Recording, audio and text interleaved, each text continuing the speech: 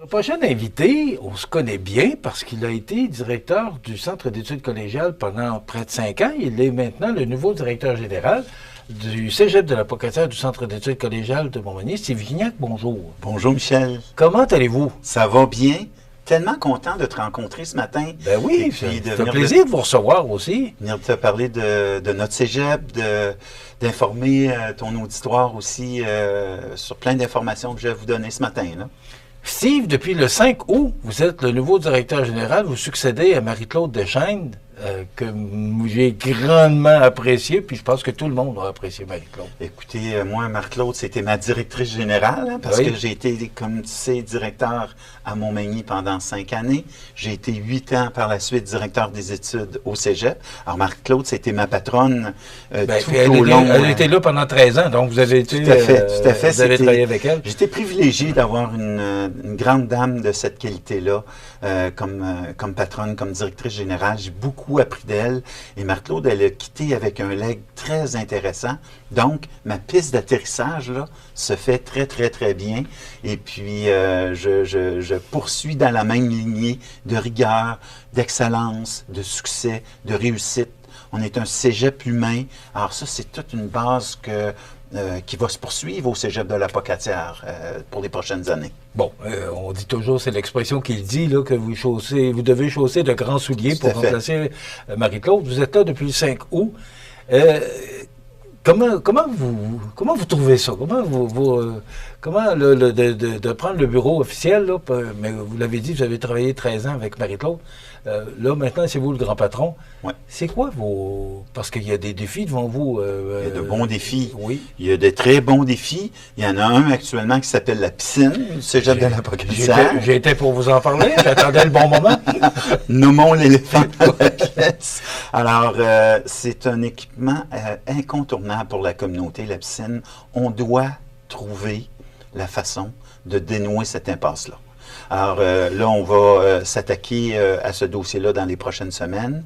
Et puis, comme je te disais tout à l'heure, nous, on va s'inscrire dans la continuité. Donc, la consolidation de notre centre d'études, notre campus Montmagny. On a notre campus du côté de la Pocatière. Puis, tu sais, Michel... Il y a le Témiscouata aussi. Oui, oui, c'est ça, tout à fait. J'ai dit la Pocatière, mais j'avais Témiscouata dans l'esprit. Donc, on a 2 campus. À part le campus principal qui est à la Pocatière, donc Témiscouata et Montmagny, on a cette consolidation-là. Puis tu sais, Michel, chaque année, là, le recrutement, la rétention des étudiants, puis leur réussite, ça reste un défi constant depuis plusieurs années. Montmagny, on a eu des fluctuations dans notre effectif étudiant, puis je te dirais qu'actuellement, les voyants sont au vert. Alors, il y a eu quelques années, c'était plus difficile, et puis l'équipe s'est vraiment mobilisée. On a maintenant rehaussé notre nombre d'étudiants en haut du 150, et puis éventuellement, il y a des projets qui s'en viennent pour Montmagny. J'ai hâte qu'on t'en parle, là, ça arrivera probablement par Cynthia. Il nous manque quelques autorisations encore, mais dans notre développement de programme, on a des choses qui s'en viennent qui vont être vraiment très, très, très, très intéressantes de ce côté-là. Dans mes autres défis, Michel, c'est notre planification stratégique. Alors, c'est vraiment très intéressant pour moi d'arriver comme nouveau directeur et de dire, ben maintenant, on va réfléchir à nos 5 prochaines années, comment on va se projeter dans l'avenir pour l'ensemble de nos campus. Donc ça, c'est un exercice qu'on est en train de réaliser actuellement et on souhaite qu'elle soit adoptée à notre conseil d'administration de juin et en vigueur en septembre prochain, nouvelle planification stratégique. Alors, c'est quelques défis comme ça. 5 ans, c'est pas trop long. 5 ans, là, ça passe comme ça. Ouais. Alors, c'est sûr qu'une planification stratégique, on se pose toujours la question, c'est-tu 5 ans? Est-ce qu'on devrait aller avec un 3 ans? Est-ce qu'on aura l'agilité? Alors, notre approche à nous, là, c'est de dire, ça passe quand même vite. Il faut qu'on se donne le temps de consolider, de travailler nos dossiers, mais on va faire une bonne révision après 2 ans et demi, 3 ans. On fait une révision, puis on recadre nos actions pour recentrer notre planification stratégique à ce moment-là. Donc, ça nous laisse une marge de manœuvre là, pour s'adapter. qui est axé sur quoi? C'est quoi les principaux points de la planification? Est-ce que c'est vous avez parlé de développement de programme, la compétition est forte parce qu'à Montmagny, entre autres, on est tout juste à côté de Québec. Il y a d'autres cégeps, il y a d'autres programmes qui sont offerts. Sur quoi vous axez principalement votre avenir? Oui. L'avenir Écoute, je te dirais qu'on a trois axes là que n'est pas faite notre planification stratégique, donc je ne peux pas te l'annoncer aujourd'hui, mais tu sais toujours qu'on voit où on s'en va. Hein? Alors, tout ce qui est l'expérience de l'étudiant. Alors ça, là, ça risque d'être un axe vraiment important dans notre prochaine planification stratégique. Est-ce que c'est vraiment la première ligne? C'est pas mal la première ligne. L'étudiant, il est vraiment au cœur Écoute, on a des jeunes qui vont être notre relève de demain. C'est eux qui vont construire notre société et on a ce privilège-là de les avoir. Alors, on doit en prendre soin avec le plus grand intérêt, leur donner une formation solide, une formation de qualité et leur permettre de vivre une expérience extraordinaire. Ils sont à un moment de leur vie où on est à la fin de l'adolescence, on n'est pas encore un adulte accompli.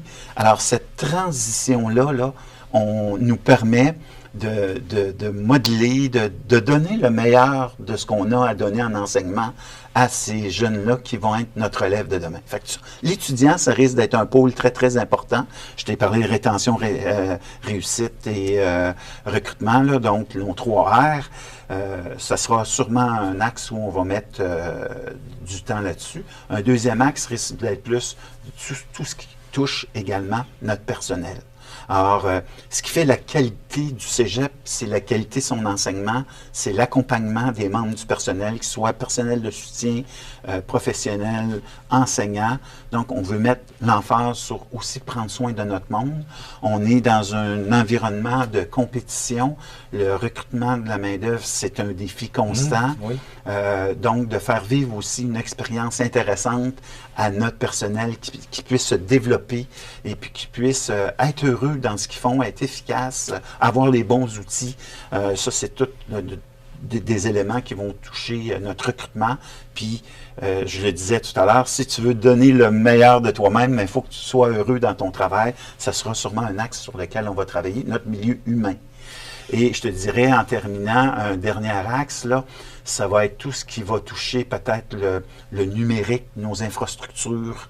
On parlait tout à l'heure rapidement de la piscine, on pourrait en parler un petit peu tout à l'heure, mais c'est des infrastructures qui ont besoin d'amour, qui ont besoin d'investissement. Mais des investissements, c'est des sous.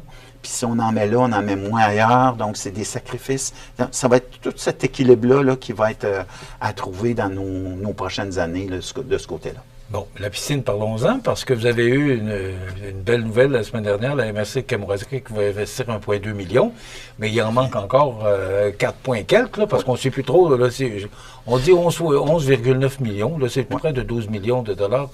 Il y en a déjà quand même un bon bout de ramasser, mais il en manque encore. Oui. C'est quoi votre position là-dedans? Parce que là, on sait que le ministère ne semble pas trop chaud à vouloir remettre de l'argent là-dedans. Le 4 millions ou presque là, qui manque, vous allez le trouver où? Parce que vous avez eu un bon coup de main. Là. Oui, on a eu un bon coup de main. C'est pas fini. Il nous reste du travail à faire. Donc, 3 chiffres importants. 11,9 le coût total. On en a 6,7 de ramassés. Il en manquait jusqu'à la semaine passée 5,2.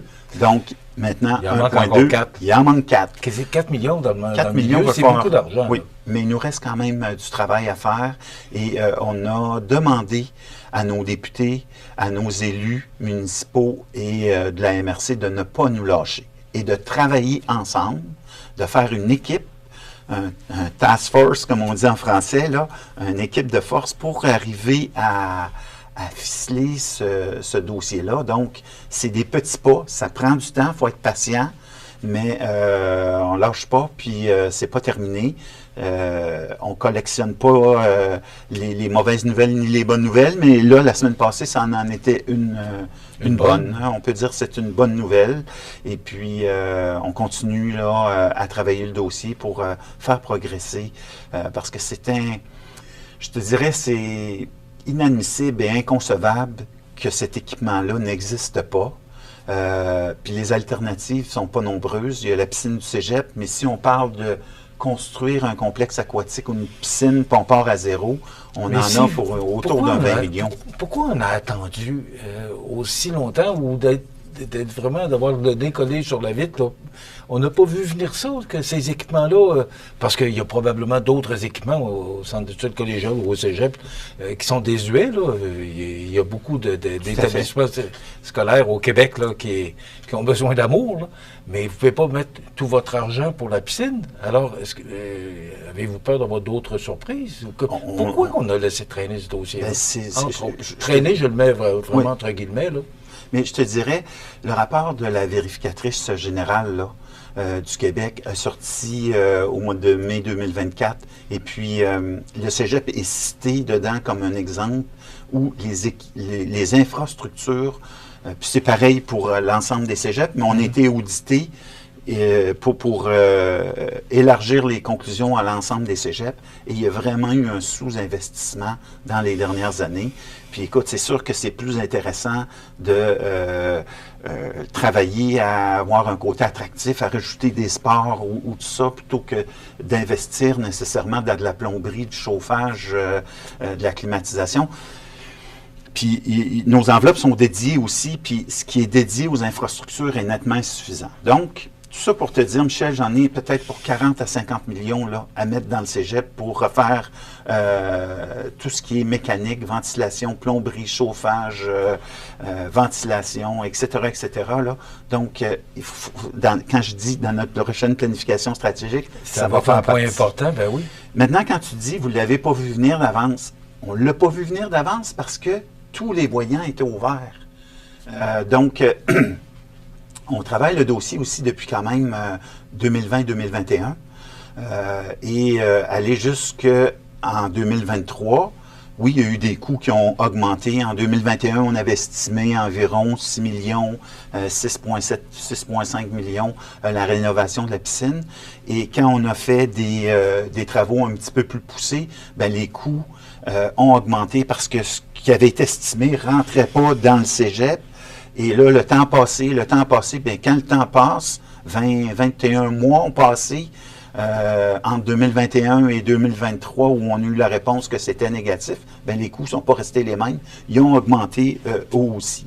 Par contre, je te dirais, Michel, quand je me compare à d'autres cégeps là, et à d'autres projets, même si ça a l'air d'avoir explosé, on est à peu près dans les mêmes zones. Si je regarde Trois-Rivières, le projet de Shawinigan, de Thetford, même en dehors des cégeps du côté de Trois-Pistoles, leurs projets de rénovation qui sont rendus peut-être un peu moins loin que nous. Ils sont passés de 5 à 15 millions. Matane, ça a coûté au-dessus de 20 millions réparés. Donc là, nous, notre piscine, à 11,9, on a 6,7. Il en manque 4. 4 millions pour une piscine intérieure, il ne manque pas grand-chose, puis ça ne coûte pas si cher que ça. Ouais. C'est presque une aubaine. Comparativement à une neuve. Steve, le temps passe vite. Je ne veux pas vous laisser partir sans vous parler du 30e anniversaire. Je me souviens, en 1994, comment on était fiers. C'était sous le règne de M. Norbert Morin qui a travaillé fort pour ce projet-là, d'avoir notre centre d'études collégiales à Montmagny. Ça fait 30 ans. Quand on dit que le temps passe vite, là, c'est notre fierté à Montmagny, vous le savez. Oui, et vous avez l'occasion, et ça va se passer sous votre règne, le 30e anniversaire. Vous voyez ça comment? Bien, écoutez, le 30e, là, on a intégré cette fête-là à l'intérieur de nos activités régulières. Donc, on a eu notre rentrée. Bien, à la rentrée, on en a mis plein la vue. Écoute, il y a eu un orchestre, un band qui s'est créé à partir des membres du personnel. La rentrée a été festive et sous le signe du 30e. Dans 2 semaines, 2-3 semaines, c'est notre remise des diplômes. Donc, on va souligner notre 30e. Il y aura des retrouvailles cet hiver pour les anciens membres du personnel, pour les anciens étudiants.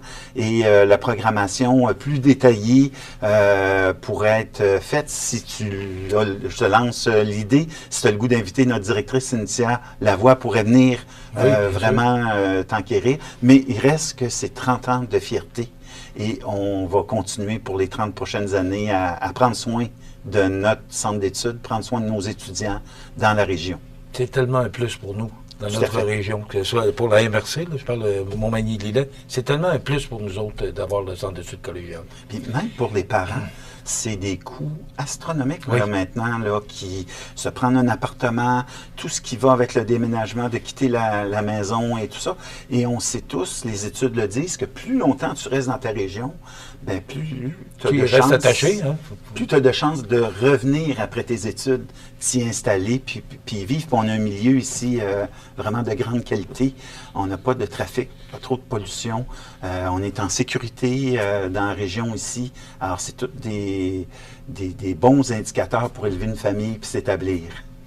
Steve, merci beaucoup d'avoir été avec nous. On ne peut que vous souhaiter un bon succès pour cette nouvelle carrière de directeur. Puis on aura sûrement l'occasion de se reparler au cours de la prochaine année, dans le cadre du 30e, mais aussi au niveau de l'actualité. Merci beaucoup d'avoir été avec nous. Merci, Puis Michel. bon succès. Merci, Michel, et je reviendrai toujours te voir avec plaisir. Ben, ça sera partagé, mon ami. Merci. Steve Gignac, qui est le nouveau directeur général du Centre d'études collégiales de Montmagny, parce que c'est juste à côté, mais aussi du Cégep de la Pocatière.